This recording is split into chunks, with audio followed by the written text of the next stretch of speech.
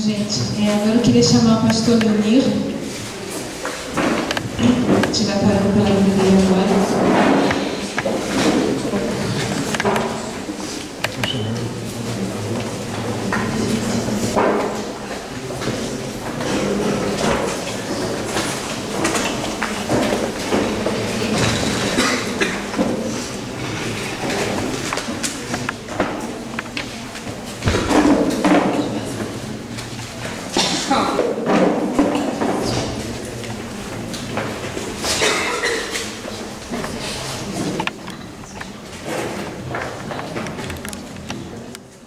Tentou baixar o vídeo, não conseguiu. Primeiro, boa noite a todos, né? Boa noite, cara. E a culpa não é da minha mãe, não. Minha mãe é legal. Eu que não sou legal. Não sei quem ouviu essa música do João Alexandre. Eu queria que você ouvisse essa música e depois a gente vai comentar algumas coisas nela. Mas eu quero que você ouça essa música e depois a gente vai falar algumas coisas. Beleza? Pode soltar.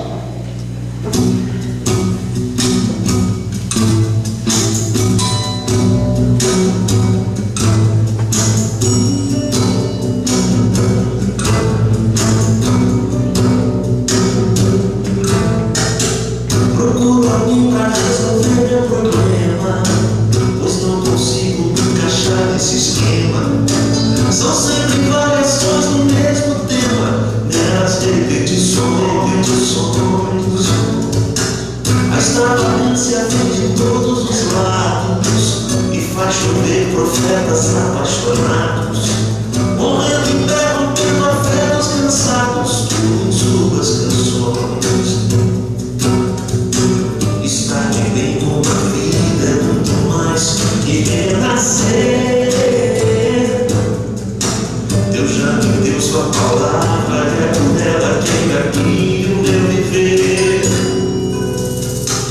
reconstruindo o que Jesus derrubou, reconstruindo o véu que a cruz já rasgou, ressuscitando a lei, pisando na graça, mostrando com Deus. No show da fé milagre entrou natural, que até pregar com a mesma voz é normal. Nesse evangeliquez universal, se apossando dos céus, estão distantes do trono, caçadores de Deus, ao som de um chofar, e mais unido no cortado das regras para nos escravizar.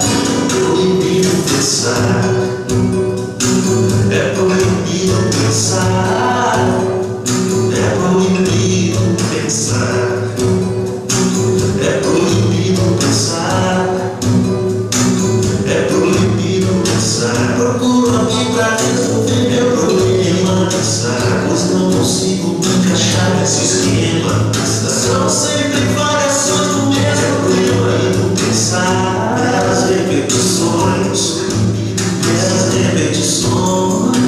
É proibido repetições, é proibido pensar repetições, é proibido pensar repetições.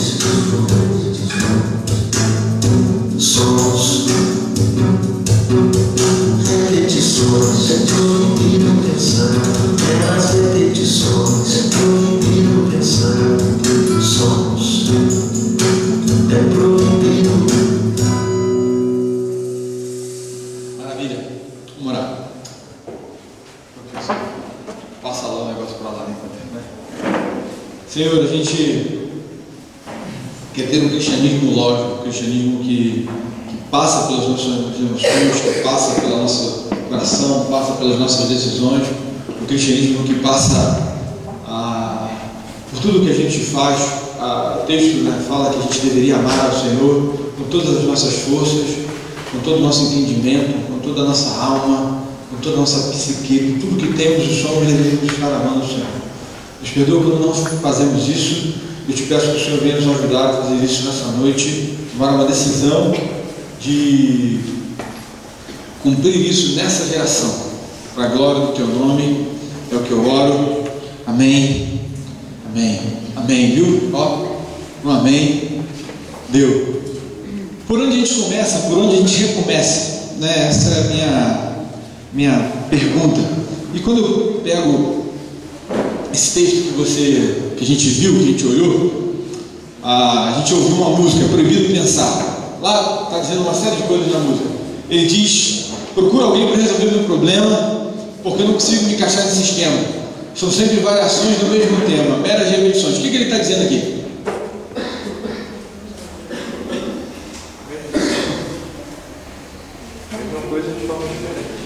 Sobre o que ele está falando?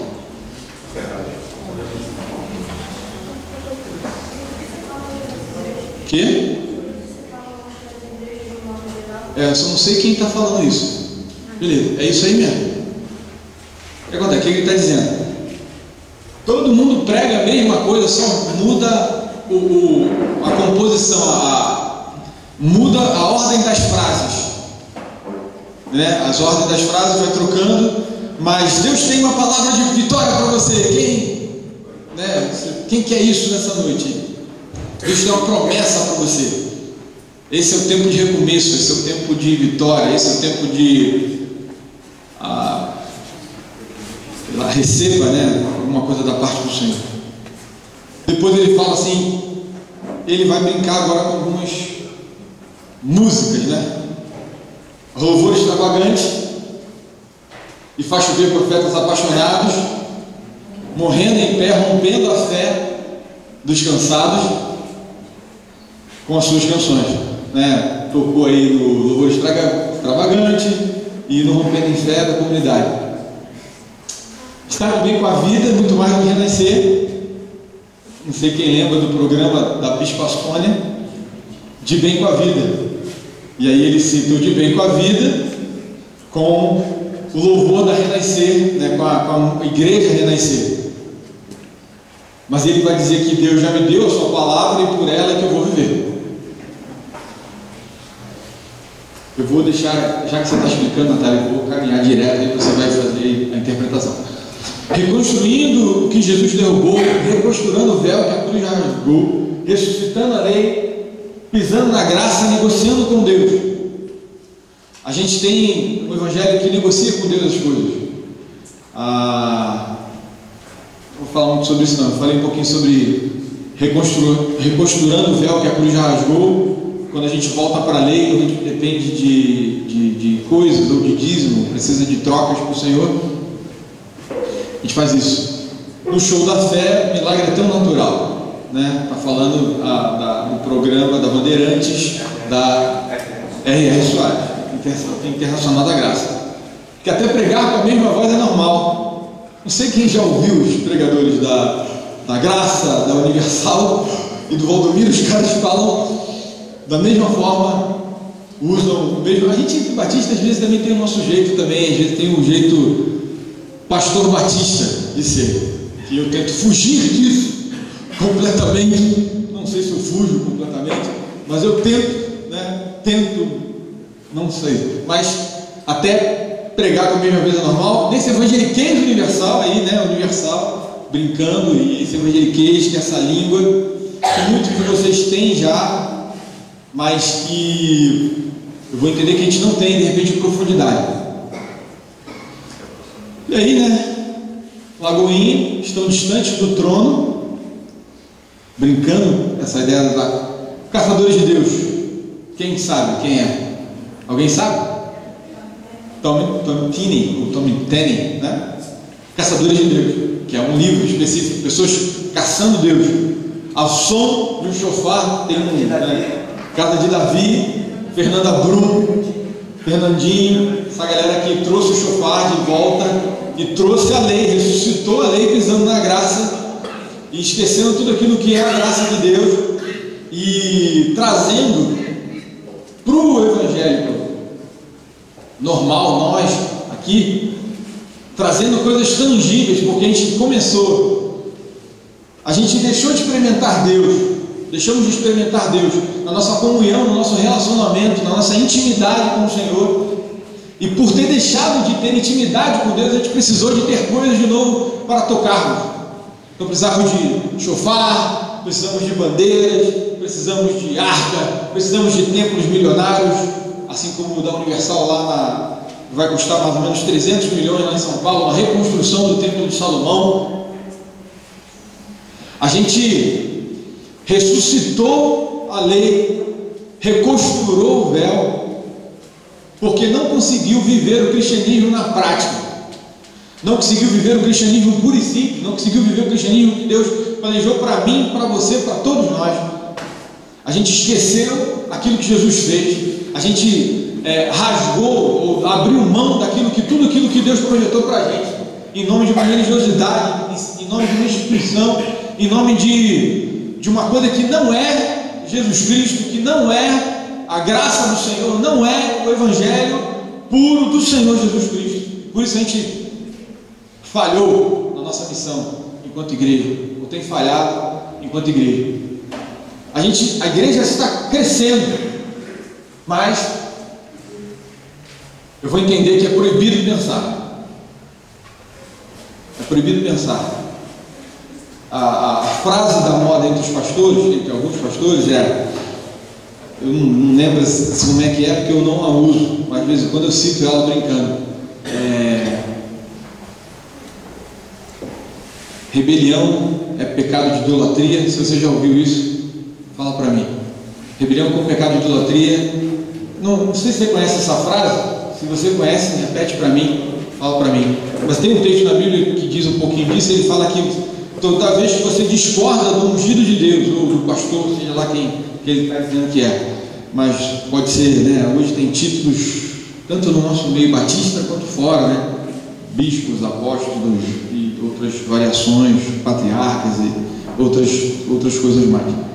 Mas se você pensar diferente do cara, é rebelião. E rebelião é pecado de idolatria. E se você é idólatra, você vai para o inferno.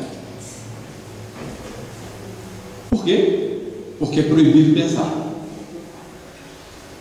Se a gente ao longo desses dias, né, eu falei aqui algumas coisas relacionadas à crise da igreja evangélica, a gente falou hoje de manhã sobre... O que eu falei de manhã? O quê? Crescimentos evangélicos. Frente o quê? Crescimentos evangélicos e crescimento de violência. Índice de violência, homossexualidade, beleza. Divórcio, sexo antes do casamento, ninguém citou, né? Para não perder a piada, né? Ok. Os psicólogos vão dizer que isso não é um ato, não é por acaso que a pessoa não citou, tudo bem. Ok. Deixa passar, né? Fingir que não. Mas eu vou entender que é proibido pensar. Como é que faz? Como é que recomeça? E aí eu vou tentar dar um começo, meio e fim com três. Um bom pregador batista com três, né? A gente zoava, não sei se quem era, quando a gente era da igreja do Meia, eu ainda era seminarista do Meia, e o pastor Costa pregando, cadê o cara que é da Carioca? Cadê o? Tinha um doido aí, cara da Carioca, pelo menos aí. E ele aqui tem outro também que tá para isso aí. E a gente zoava ele nas peças dos adolescentes. Caraca, eu lembro dos adolescentes da igreja do Meia zoando de. Não, agora nós vamos pregar. Eu tinha cabelo, imagina. Tá no Facebook, gente. Vai lá. Eu até tinha postado a foto, eu vi uma foto do Facebook lá de 2000 e sei lá.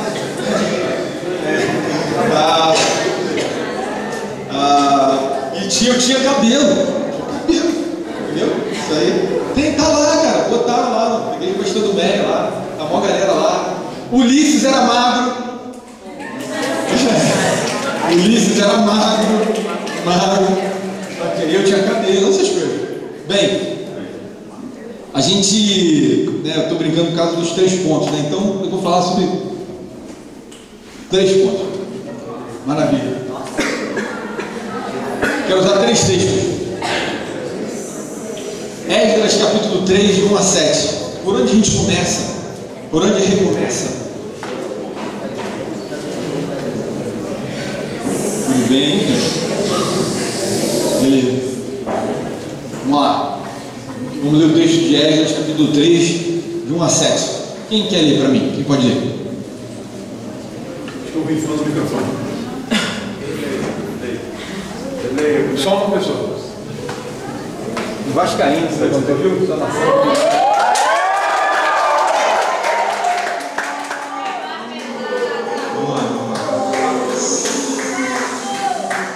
Chegando, pois, o 7º mês, estando os filhos de Israel já nas cidades, ajuntou-se o povo como um só homem em Jerusalém.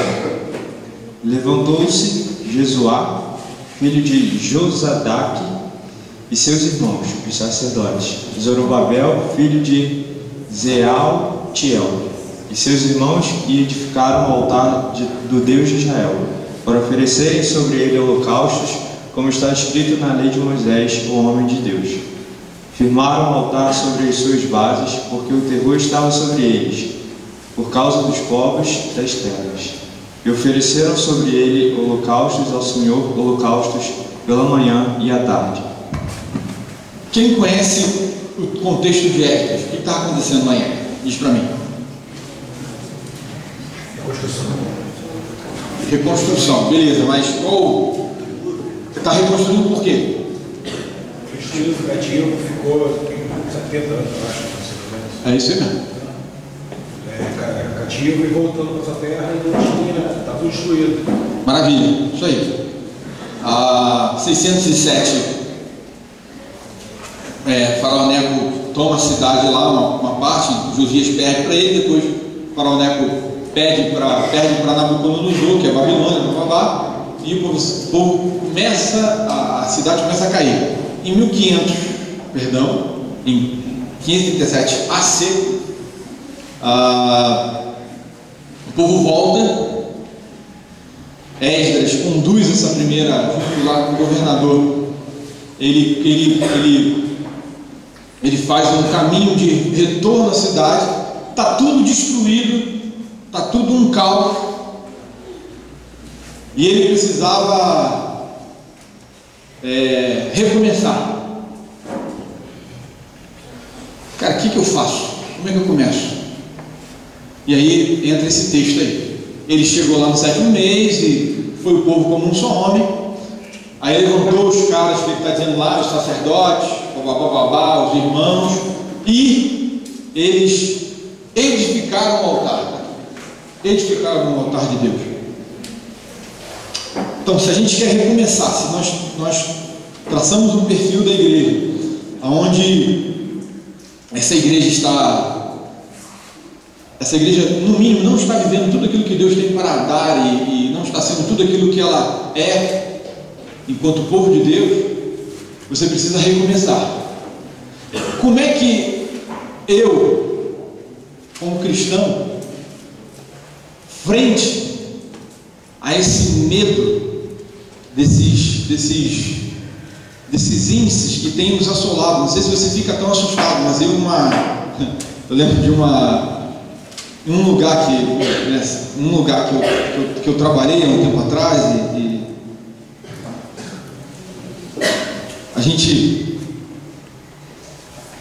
não sei como é que eu posso falar isso, mas eu lembro que eu brinquei porque eu fiquei assustado com esse pessoal. A coisa era tão ruim, tão comum o pecado, as coisas eram comuns, as coisas eram erradas, eram tão erradas e tão comuns, né, tão natural, e esse era um ambiente eclesiástico, um ambiente de igreja, que eu fiquei assustado, e eu brinquei que, gente, agora, em vez de eu ficar falando sobre sexo antes do casamento, eu vou começar a dar camisinha.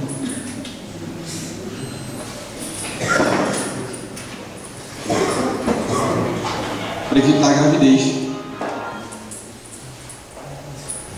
Claro que eu fui sarcástico, mas e aí? Eu estava assustado. Quando a gente está assustado, quando a gente está com medo, quando tudo à nossa volta está dando errado, o casamento dos nossos pais faliu, Os casamentos dos nossos amigos, dos pais dos nossos amigos estão falindo. Todo mundo está caindo.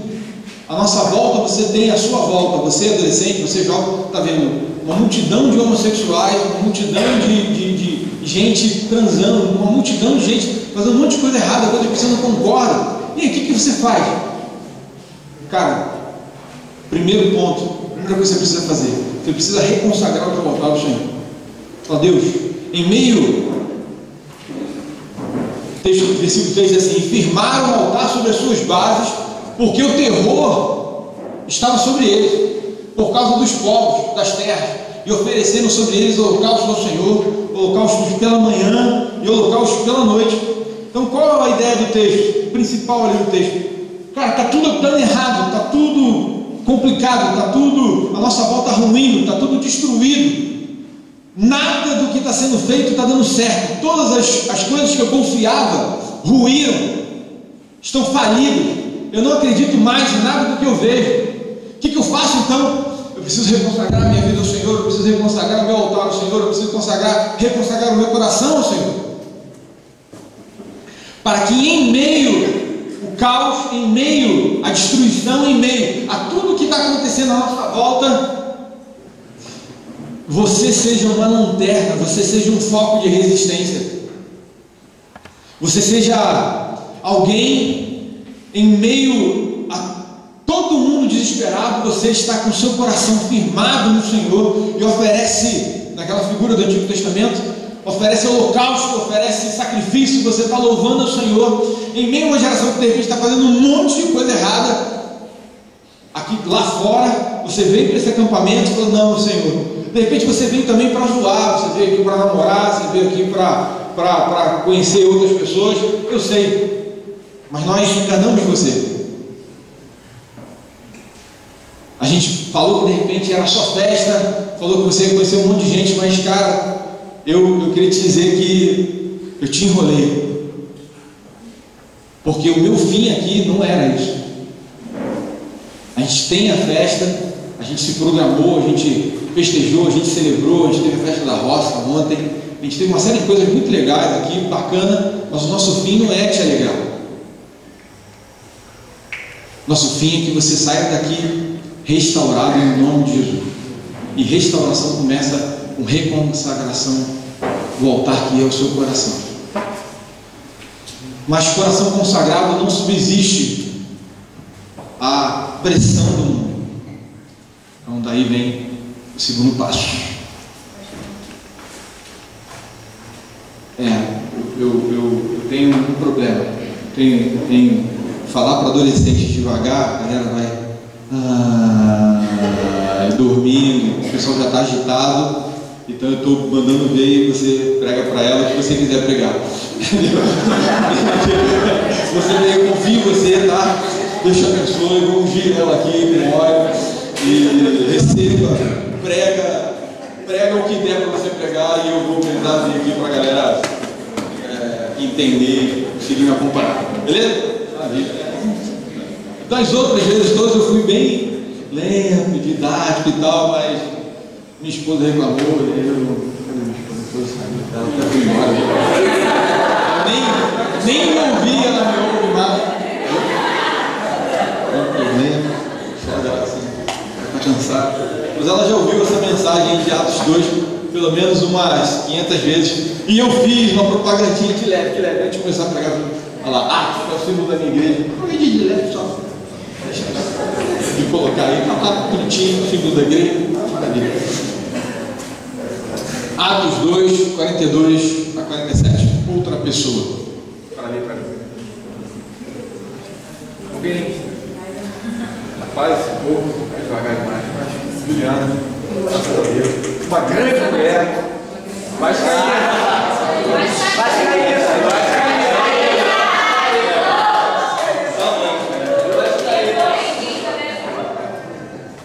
E perseveraram na doutrina dos apóstolos, e na comunhão, e no partir do pão, e nas orações. E em toda a alma havia temor, e muitas maravilhas e sinais se faziam pelos apóstolos. E todos os que criam estavam juntos, e tinham tudo em comum, e vendiam suas propriedades e bens, e repartiam com todos, segundo cada um havia de mistério. E perseverando unânimes todos os dias no templo, e partindo o pão em casa, comiam juntos com alegria e singeleza de coração, louvando a Deus e caindo na graça de todo o povo. E todos os dias acrescentava o Senhor à igreja aqueles que se haviam de salvar.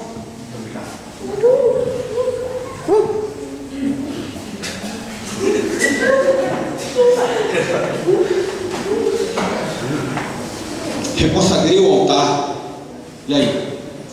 O que eu faço? Depois de ter coloquei as coisas em ordem, a ideia de eu reconsagrar o altar, eu falei assim, não, voltei ao Senhor, eu entreguei minha vida a Jesus. No caso, se você de repente não se converteu ainda, você precisa entregar a sua vida a Jesus Cristo. De repente você é membro de igreja e ainda não entregou, pode acontecer, acontece bastante, tem a chance de entregar a sua vida a Jesus Cristo, e isso é reconsagrar o altar. Mas depois que reconsagrou o altar, o que você faz?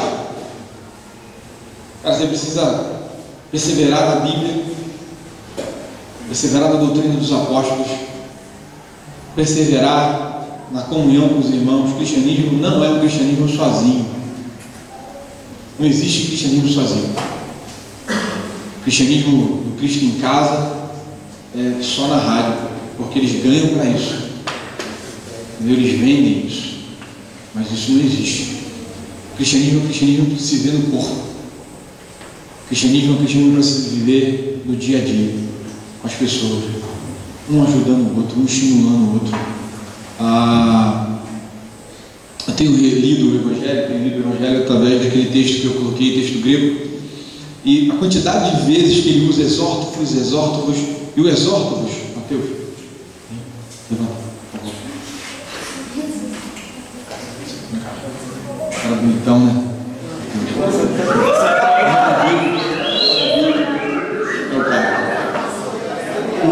Quando ele fala exórtofos no texto bíblico, ele está falando paracaléu, chama para o lado.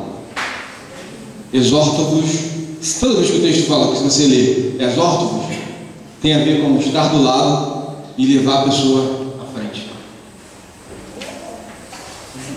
Bem, ou para o lado, ou quase ao chão. Ou no caso do Abraão, ao chão mesmo, né? Dando um ipom para Abraão. Natália também deu um ipom, não lembro agora em quem.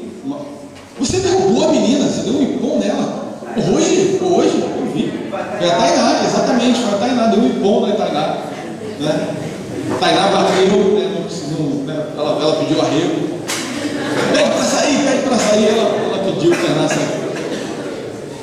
Mas reconsagrei meu coração, reconsagrei o altar.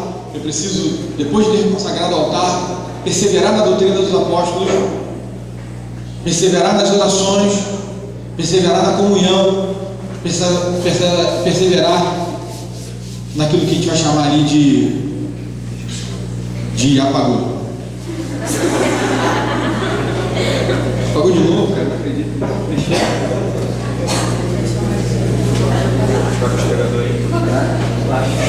Desligaram a minha tomada, né? Aí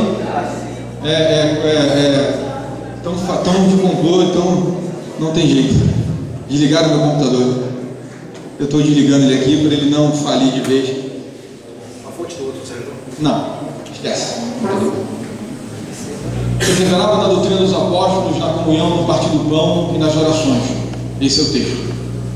Então você precisa entender que reconsagrei o altar.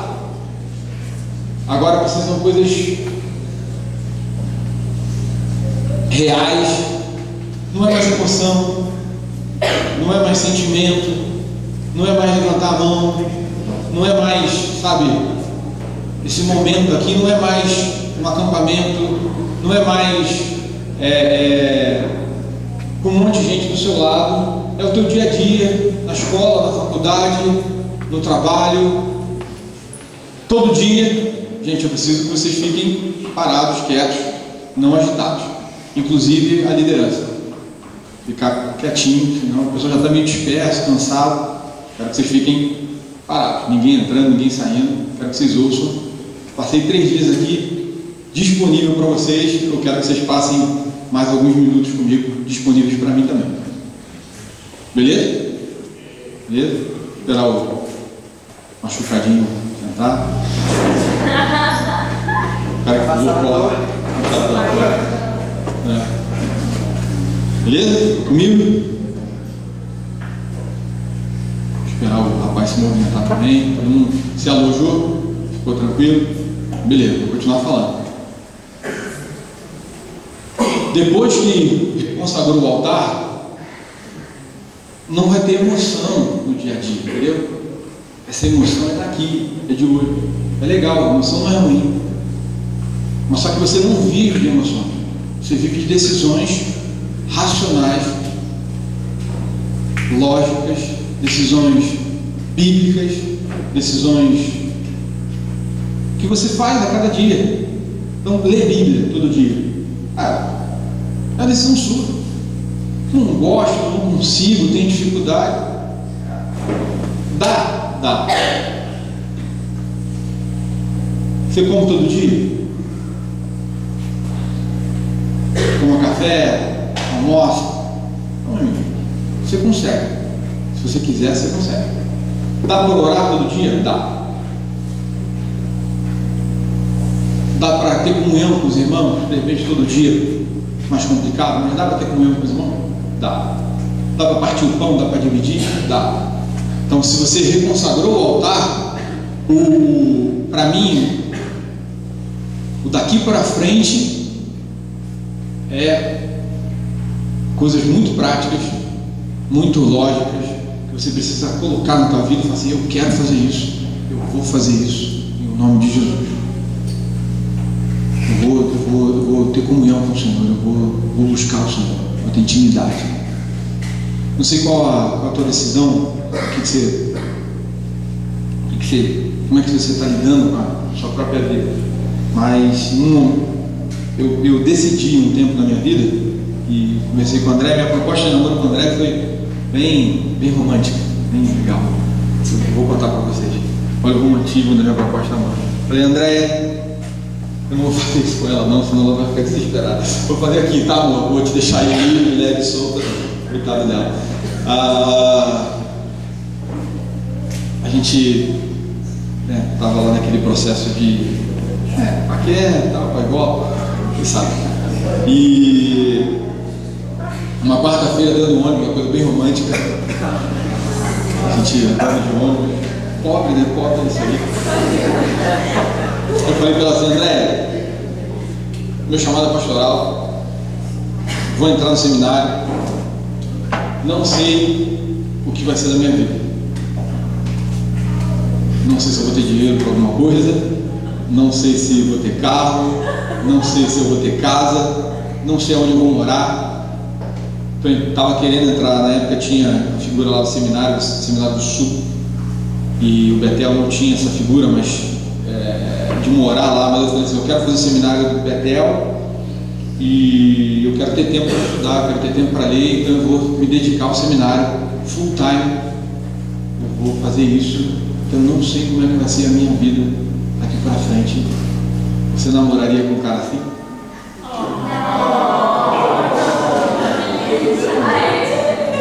O André falou sim. Então aí. Ela falou sim. Aí eu provo, tá aí. Beleza. Mas isso foi uma decisão de Mateus 6,33, buscar o reino de Deus e a sua justiça, e crer que as demais coisas nos seriam acrescentadas.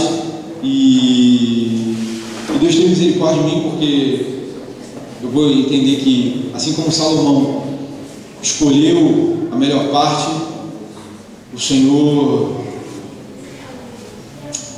acrescentou as outras coisas. Ele escolheu um coração sábio para reinar, ele não pediu sabedoria, e Deus deu para ele riquezas. Senhor, eu não pedi também não, eu sou brincando. Mas o Senhor deu para Salomão riqueza, o Senhor deu muitas mais coisas para ele, e o Senhor também tem me dado condições de viver uma vida estável, uma vida tranquila, uma vida na graça do Senhor. Momentos difíceis momentos mais difíceis, momentos mais tranquilos, mas tudo debaixo da graça do Senhor, tudo dentro daquilo que Deus queria para a minha vida, tudo aquilo que o Senhor tinha para a minha vida. Bem, recomeça reconsagrando o altar. O meio é o dia a dia, é viver o cristianismo na prática. E o terceiro está baseado em Mateus 28, de 18 a 20. Abra sua Bíblia. Graças a Deus eu lembrei, mesmo tendo sabotado o meu computador, de novo, né?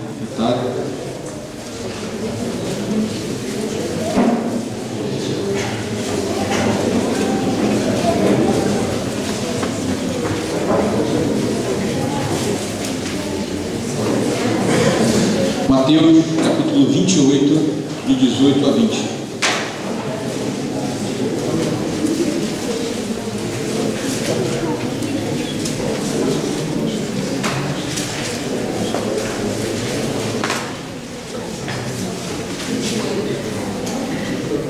E uma terceira pessoa, por favor, leia para mim. Então Jesus chegou perto deles e disse: Deus me deu todo o poder no céu e na terra. Portanto, vão a todos os povos do mundo e façam com que sejam meus seguidores, batizando esses seguidores em nome do Pai, do Filho e do Espírito Santo, e ensinando-os a obedecer a tudo que tenho ordenado a vocês. Porém, bem diz: eu estou com vocês todos os dias até o fim dos tempos.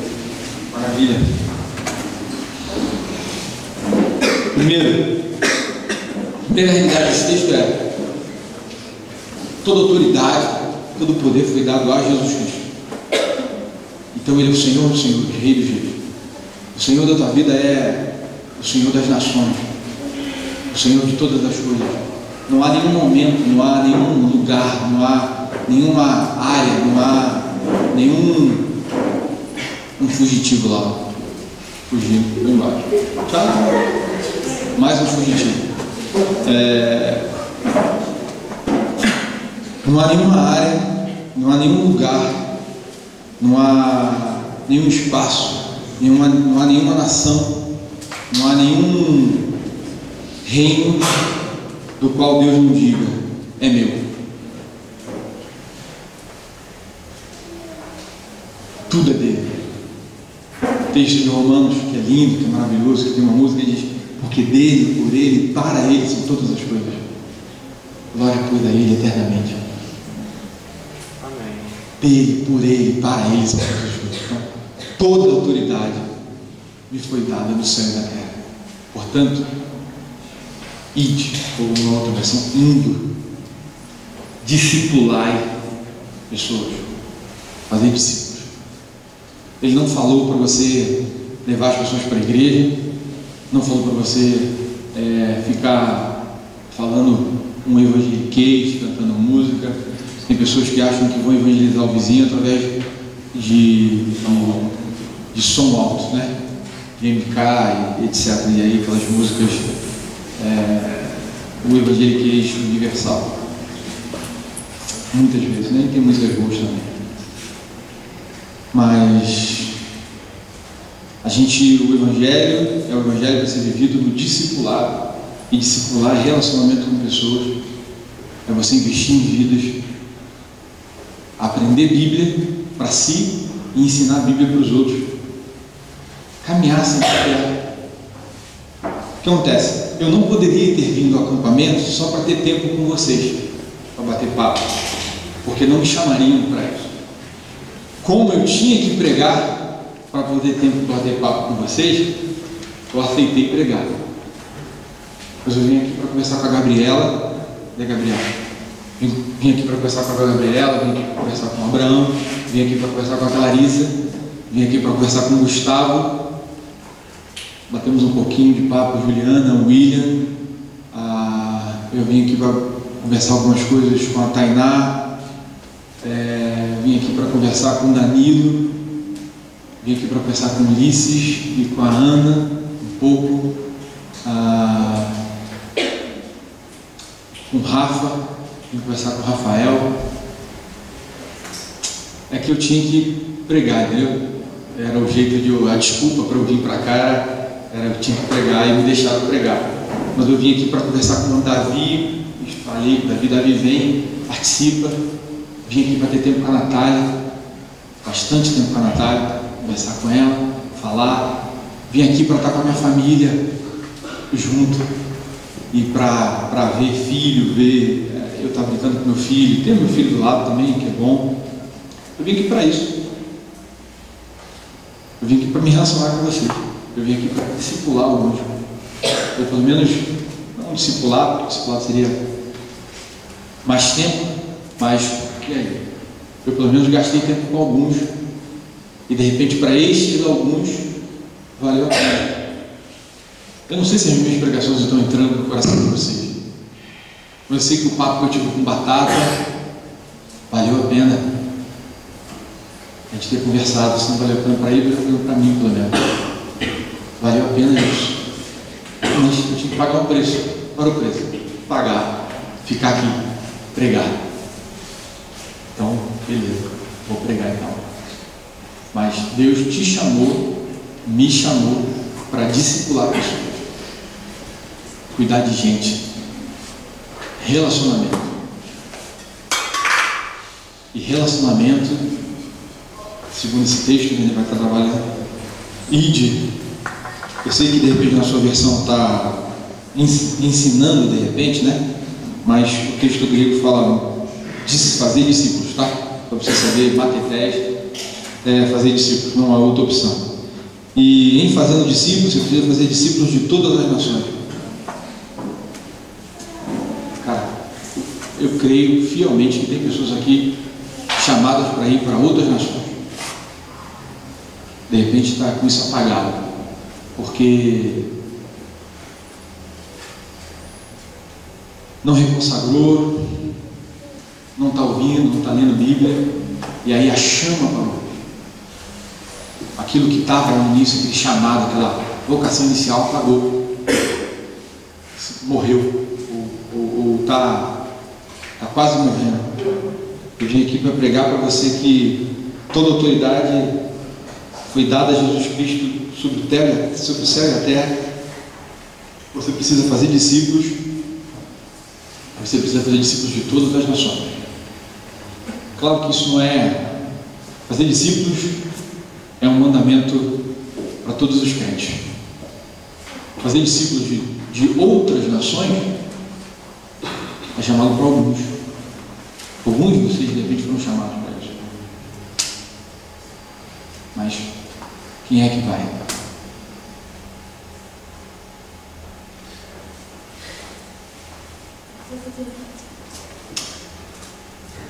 O método do discipulado é ensinando. Depois que você faz os discípulos, você batiza eles, né? Torna eles. O batismo é algo visível daquilo que aconteceu dentro do seu coração. O método do discipulado é ensinando a guardar todas as coisas que vos tenho ordenado, ensinando a pessoa a viver o Evangelho. O Evangelho ele tem poder, de repente você não sabe disso, porque você não tem visto isso. Mas o Evangelho é o poder de Deus.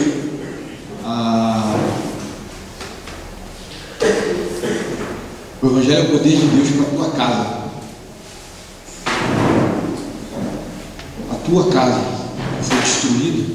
O Evangelho ainda é o poder de Deus na sua casa.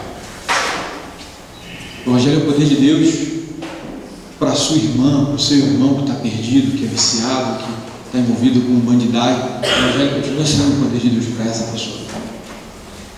O Evangelho é o poder de Deus para os seus pais que estão separados. O Evangelho continua sendo o poder de Deus. De repente você fala assim: caraca, eu não estou vendo isso, eu não estou vendo isso na igreja, eu não estou vendo isso no cristianismo. Eu vou dizer que a gente, enquanto cristianismo, se tornou uma religião institucional, se afastou muito disso. Mas o Evangelho continua sendo o Evangelho. O Evangelho continua sendo o mesmo Evangelho. O Evangelho continua sendo o poder de Deus para a salvação de todo aquele que crê. Primeiro do judeu, depois do grego. O Evangelho é o poder de Deus para mudar a tua família, para mudar a tua casa, para mudar tudo na sua vida. O Evangelho é o poder de Deus para, mesmo você tendo recebido um legado muito ruim, mesmo você tendo recebido uma história, a tua história de vida, a história de Jabes, né? A história de Jabes, o próprio nome dele significava dor, porque com dores eu recebi. O nome de Jacó, suplantador. Mas Deus muda o nome de suplantador para Israel, para a nação. Então Deus quer mudar teu nome, Deus quer mudar a tua realidade. O Evangelho é poder para isso. O Evangelho é poder para mudar a tua casa, para você ter família, uma família que ama o Senhor, que não vai se divorciar.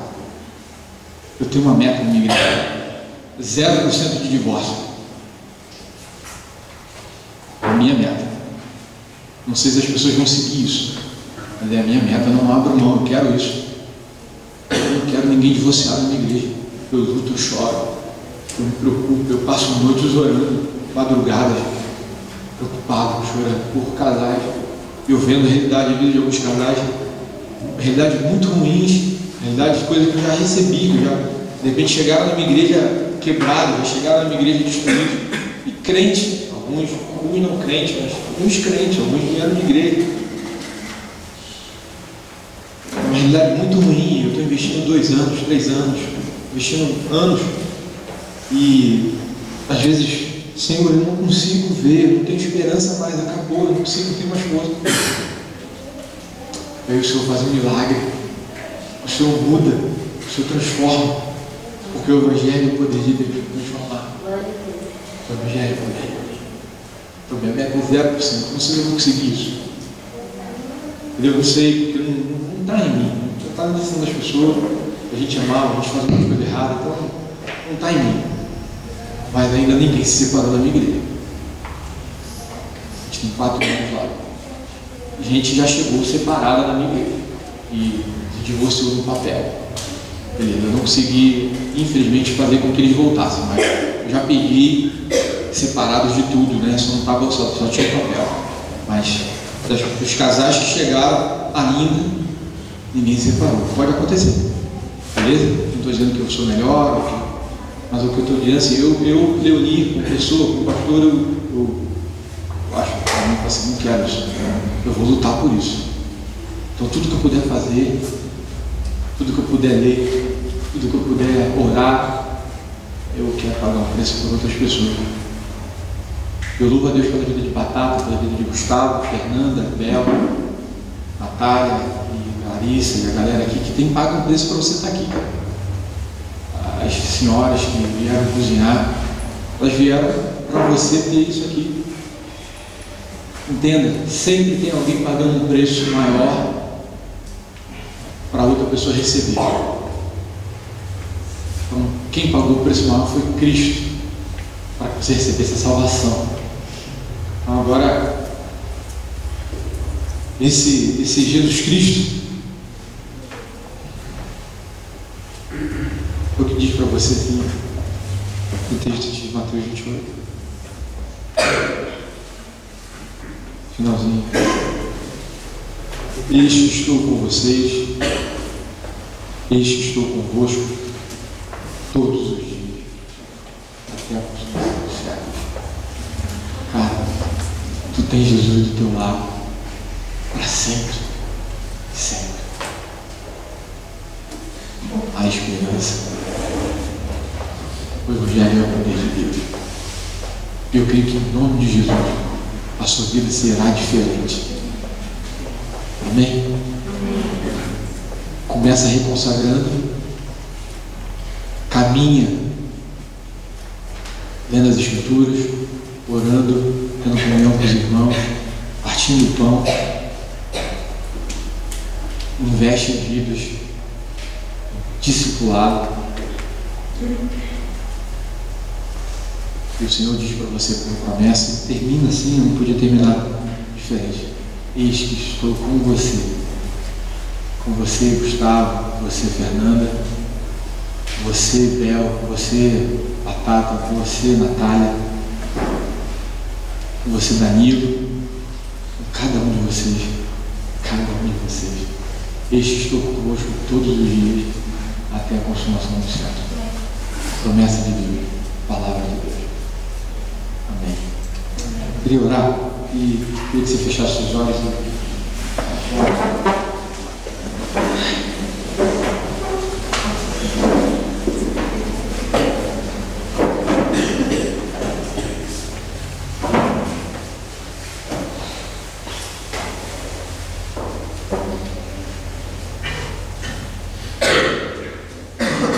Que essa palavra esteja quebrantando o teu coração como quebrantou o meu, como está quebrantando nesse momento agora.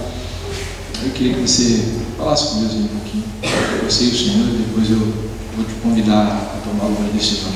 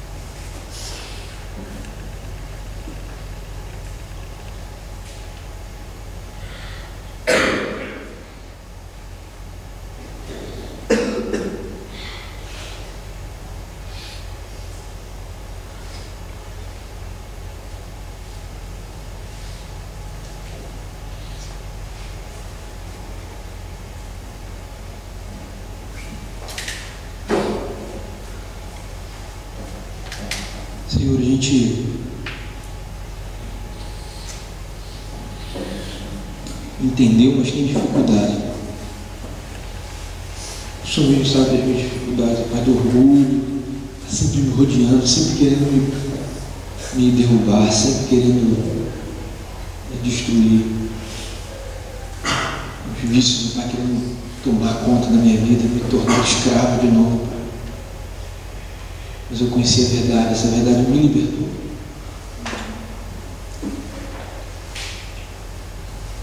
Pai, nos ajuda, Senhor Deus, enquanto povo teu, a cumprir o teu evangelho para esse tempo, para essa geração. Essa geração, Senhor. Uma a outra, não a próxima. Pai, aviva o nosso coração. Não é. A gente tem um entendimento errado às vezes do que é avivamento, acha que é pular, dançar, e pode ter isso, Pai, mas eu quero avivamento de caráter de Deus, meu caráter, caráter de Deus, do caráter de homens e mulheres aqui, fruto do Espírito. Gálatas 5. Obras que o Senhor preparou para que andássemos nelas, Efésios 2. Eu quero isso, Senhor, nessas vidas aqui. Eu quero isso para a minha vida também.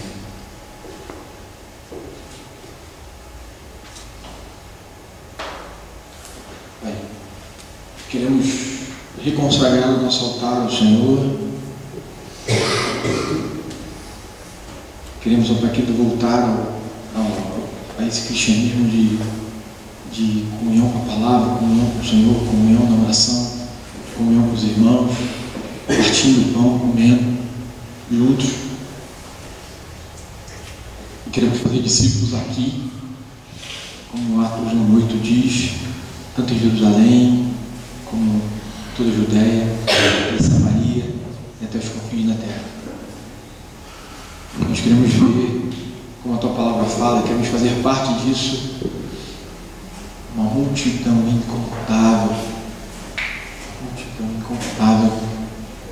de toda língua, etnia, de cada língua, povo e nação, dobrados, joelhos dobrados diante do Cordeiro, dizendo: Santo, Santo, Santo é o Senhor, que foi morto, mas que reviveu, e que tu com o teu sangue compraste. Com o teu sangue compraste pessoas de cada nação. Nós queremos fazer parte, Pai, disto. Queremos fazer parte desse povo. Queremos fazer parte dessa missão. Queremos cumprir essa missão nesta geração, para a glória do teu nome. Amém.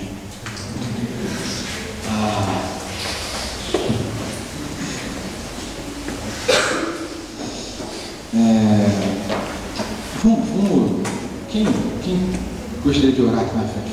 Vem aqui na frente. Se você fez uma decisão, não sei se de repente tem pessoas, não sei se pessoas tomaram a decisão ao lado de Jesus, pessoas foram chamadas para missões, pessoas reconsagraram suas vidas a Jesus. A gente fez isso em outros momentos nessa noite, outros momentos nesse acampamento. Mas eu queria te dar a oportunidade de orar. Alguém quer orar aqui na frente? Quer vir aqui na frente para a gente orar?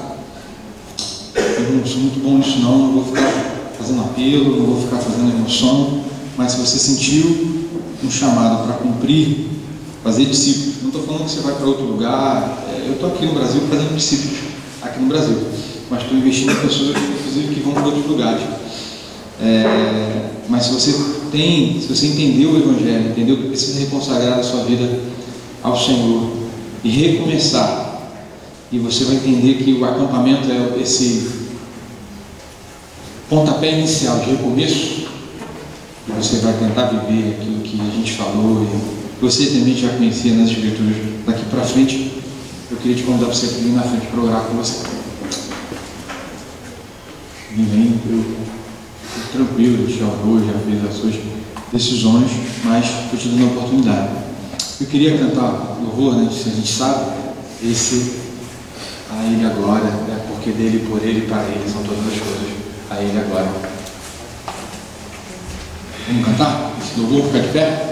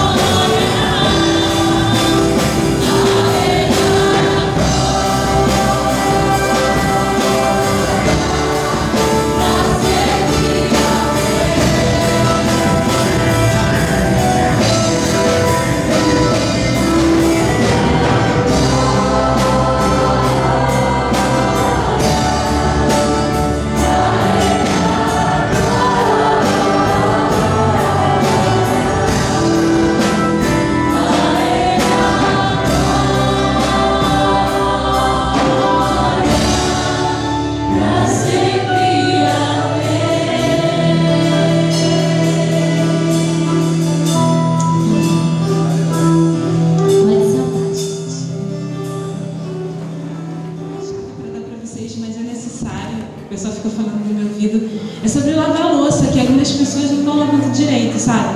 Assim, algumas lavam, mas tem gente que tem que lavar as panelas. Aí a gente vai lavar as panelas, e quando vai juntar, tem prato meio sujinho, com resto de comida, e tem aquela questão também de quando acabar de comer, tirar tudo e jogar no lixo, porque acaba entupindo o tanque e fica parecendo uma segunda piscina, só que bem mais suja. Então, gente, e a gente tem algumas coisas para mostrar para vocês, caso, claro, agora não adianta mais, mas no próximo campeonato, se vocês não... E até almoço amanhã, eu esqueci. Amanhã, tá, gente? E se vocês não lavarem, a gente vai tomar algumas medidas bem chatas. Mas assim, nada demais, entendeu? A gente vai mostrar pra vocês como vai ser mais ou menos.